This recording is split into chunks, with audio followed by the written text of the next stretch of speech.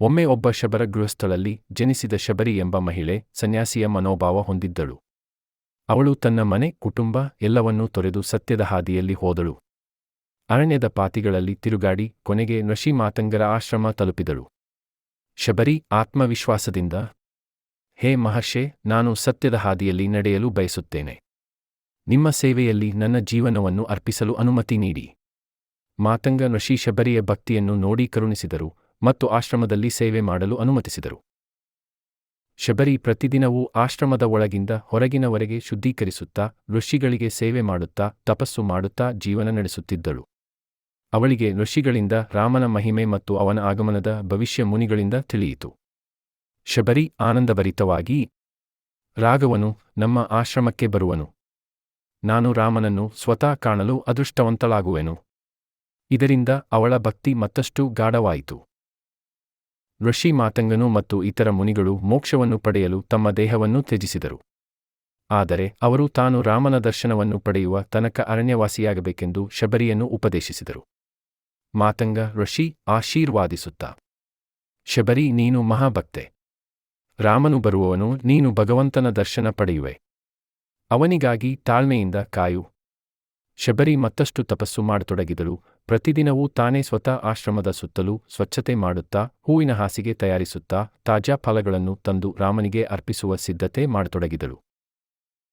ಒಂದು ದಿನ ರಾಮನು ಬರುವನೋ ಎಂಬ ಭರವಸೆಯಿಂದ ಪ್ರತಿದಿನವೂ ಹಣ್ಣುಗಳನ್ನು ತಂದು ಅವು ಮಧುರವಿದೆಯಾ ಎಂಬುದನ್ನು ಪರೀಕ್ಷಿಸಿ ಕೇವಲ ಉತ್ತಮವಾದ ಹಣ್ಣುಗಳನ್ನು ಮಾತ್ರ ರಾಮನಿಗೆ ಇಡಲು ಸಿದ್ಧಪಡಿಸುತ್ತಾ ಇರುತ್ತಿದ್ದಳು.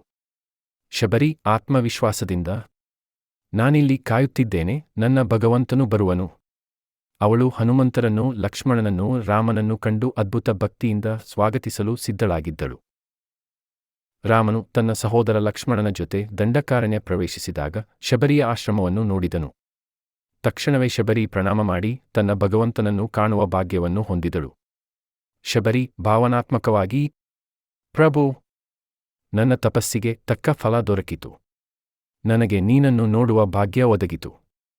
ರಾಮನು ಅವಳ ನಿಷ್ಕಲ್ಮಶ ಭಕ್ತಿಯನ್ನು ನೋಡಿ ಆನಂದಿಸಿದರು. ಶಬರಿ ರಾಮನಿಗೆ ತನ್ನ ಶ್ರದ್ಧೆಯಿಂದ ತಯಾರಿಸಿದ ಹಣ್ಣುಗಳನ್ನು ನೀಡಿದಳು. ಅವಳ ಭಕ್ತಿಗೆ ತಲೆಬಾಗಿದ ರಾಮನು ಅವುಗಳನ್ನು ಸಂತೋಷದಿಂದ ಸ್ವೀಕರಿಸಿದನು. ರಾಮ ಆನಂದಭರಿತವಾಗಿ, ಶಬರಿ, ನೀನು ನೀಡಿದ ಹಣ್ಣುಗಳ ರುಚಿ ಅತ್ಯಮೋಘವಾಗಿದೆ. ನಿನ್ನ ಭಕ್ತಿಗೆ ತಕ್ಕ ಪ್ರತಿಫಲ ನಾನು ನೀಡುತ್ತೇನೆ. ಶಬರಿ ಕಣ್ಣೀರಿನಿಂದ ನಗುತ್ತಾ ರಾಮನನ್ನು ನೋಡುತ್ತಾ ಹಬ್ಬಿದಳು. ರಾಮನು ಶಬರಿಯನ್ನು ಆಶೀರ್ವದಿಸಿದನು ಮತ್ತು ಅವಳ ನಿಸ್ಸಂಶಯ ಭಕ್ತಿಗೆ ಮೆಚ್ಚಿಕೊಂಡನು. ಅವಳ ಮುಕ್ತಿಗಾಗಿ ಭಗವಂತನು ಅನುಗ್ರಹ ಮಾಡಿದನು. ರಾಮ ಶಬರಿಯನ್ನು ಆಶೀರ್ವದಿಸುತ್ತಾ, ನೀನು ಮೋಕ್ಷವನ್ನು ಪಡೆಯುವೆ. ನಿನ್ನ ಭಕ್ತಿಗೆ ಪರಿಪೂರ್ಣ ಫಲ ದೊರೆಯಲಿ. ಶಬರಿ ಪ್ರೀತಿಯಿಂದ ರಾಮನ ಪಾದಸ್ಪರ್ಶ ಮಾಡಿ ತನ್ನ ಆತ್ಮವನ್ನು ಪರಮಾತ್ಮನಲ್ಲಿ ಲೀನಗೊಳಿಸಿಕೊಂಡಳು. ರಾಮನ ಕೃಪೆಯೆಂಬಂತೆ ಶಬರಿ ತನ್ನ ದೇಹವನ್ನು ತ್ಯಜಿಸಿ ದಿವ್ಯ ಲೋಕವನ್ನು ಪ್ರವೇಶಿಸಿದಳು. ದೇವತೆಗಳು, ಋಷಿಗಳು ಎಲ್ಲರೂ ಅವಳ ಭಕ್ತಿಯನ್ನು ಕೊಂಡಾಡಿದರು.